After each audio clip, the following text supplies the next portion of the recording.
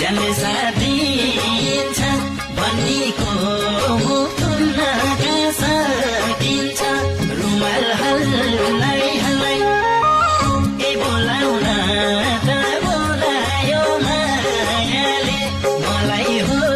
कि कसलाई जसले साथिन्छ भन्नीको